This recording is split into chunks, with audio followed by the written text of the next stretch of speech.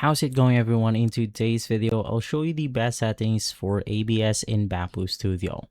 Now, the first thing that you want to do is to just head over to the ABS setting or the ABS filament, click on edit, and basically from here, you have to navigate through the nozzle temperature.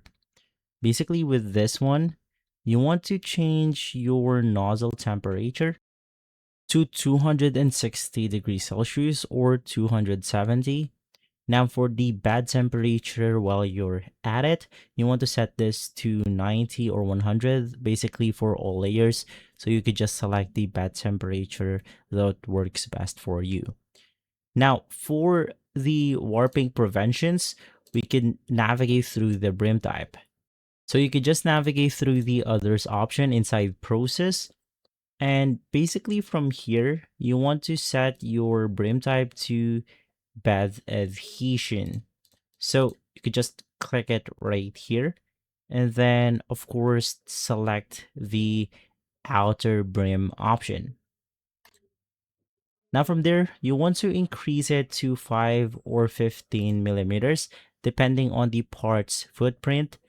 And for the object gap, you want to set this to 0 millimeters to ensure that the brim is fused to the part for maximum leverage against shrinkage.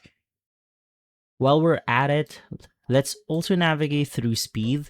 And for the outer wall and inner wall, let's start with the outer wall first.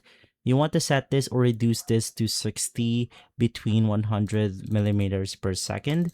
In my case, I'm going to be using 100 for better layer bonding. Now for the max volumetric speed, which you can then find inside the ABS setting itself.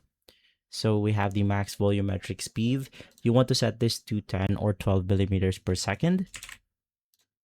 And basically for the strength, which is going to be the infill, you want to use the gyro filament pattern. So you could just look at right here, use gyro, and then you want to set this to something like 15% for the sparse infill density.